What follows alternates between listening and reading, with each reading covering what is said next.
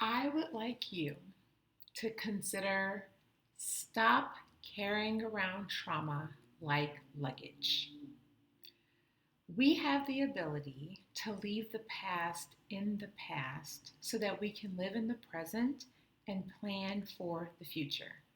Hi, my name is Dr. Shemaya Vaughn, and I am a personal life coach for women. My channel is for women recovering from childhood trauma who want to stop surviving, right? Stop surviving their childhood trauma and start thriving as an adult in their adult lives.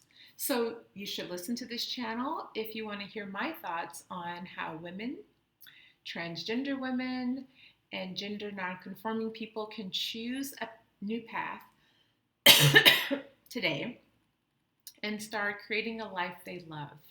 Although I am a professor and a licensed therapist, the work I do here is for personal coaching, right? Some of you do not need talk therapy. What you need is a few coaching sessions to implement your action plan. Maybe develop it and implement your action plan. So today's video is about putting trauma where it belongs. So there is a Sarah McLachlan song. I'm always going to use music in these videos. I think it's Remember You. I Will Remember You. I think that's the name of the song. And it's beautiful. It's a beautiful song. Please Google it. But there's a verse that says, I can't remember the first line, but the second line is clinging to a past that doesn't let me choose. That line has always stood out to me because it is so true. When we ruminate about what happened to us, it is replaying the scenario over and over without any ability to change what was done to us. When we ruminate, our brain, our mind, our body can no longer determine is it the present day or is it, back then. So rumination is quite like time traveling. Our minds relive what happened, feeling the negative emotions all over again, our bodies responding to those memories as if we are still in that space at that age we were when it happened. And for some of us, we become paralyzed, frozen even, because we are still back there. I'm here to remind you today, we are not that age.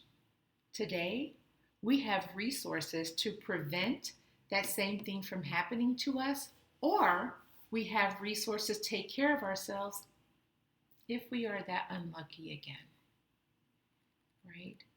We know that it was not our fault what happened to us. We know that we are not to blame for someone else's behavior. We know who is responsible for that trauma, and we remind ourselves, we are safe now.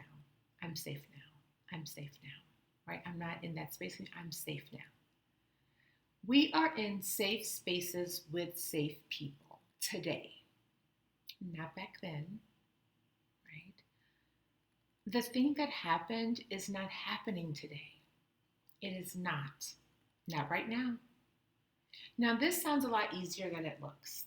The reminder must come from us pausing. Like when you are doing something and you're triggered and the trauma memories start, you have to pause. You have to stop what you're doing.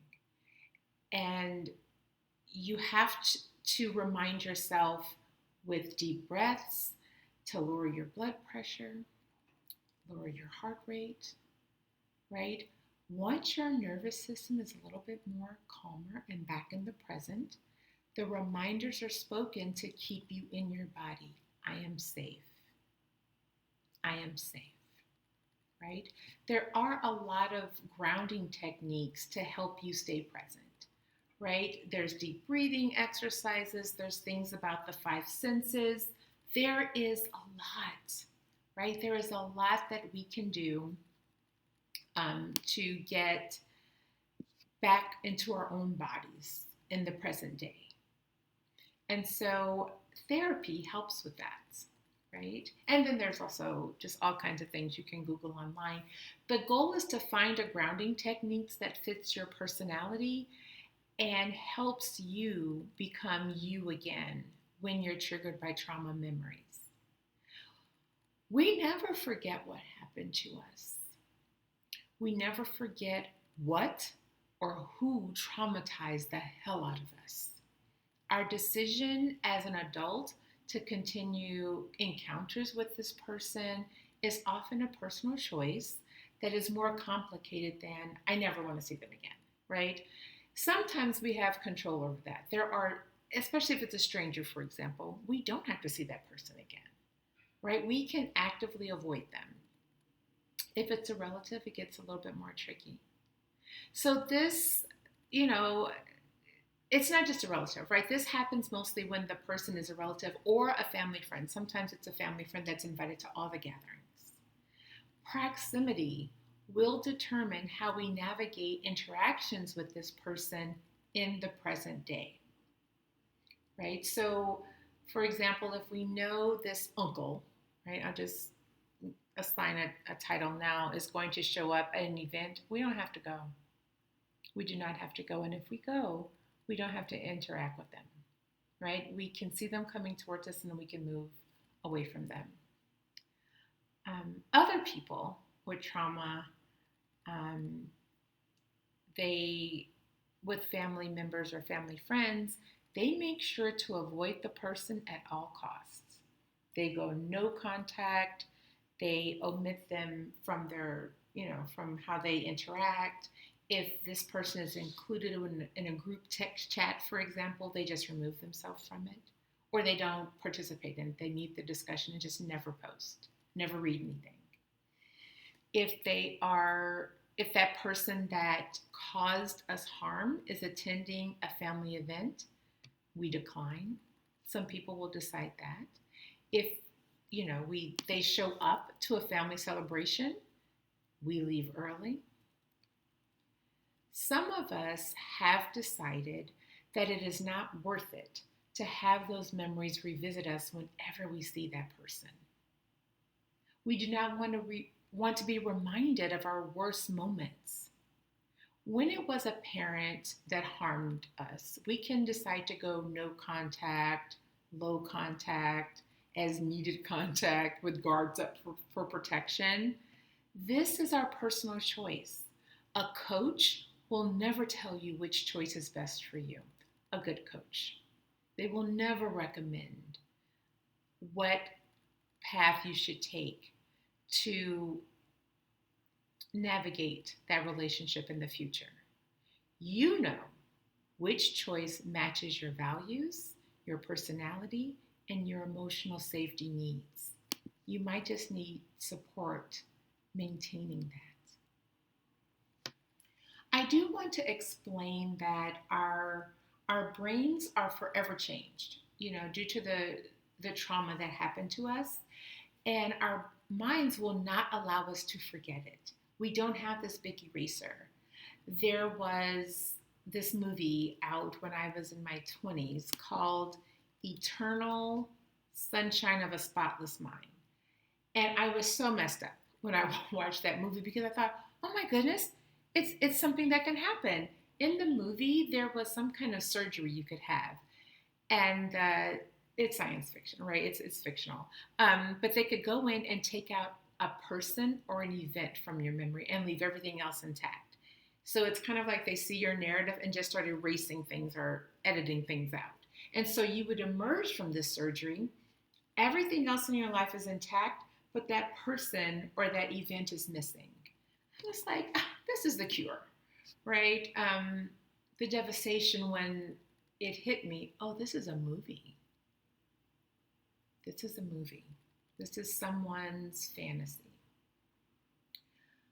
Another thing that happened in my 20s, especially in my early 20s, I learned that when one trauma happens, our brain chemistry is forever changed. Right? We cannot go back to the way things were. If we are unlucky, we had several traumas.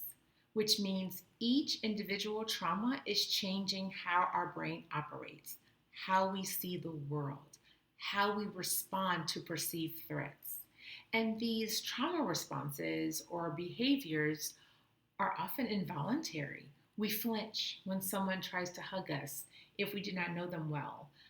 We say no to social events because we are not interested in being harmed again. We isolate ourselves as a form of protection.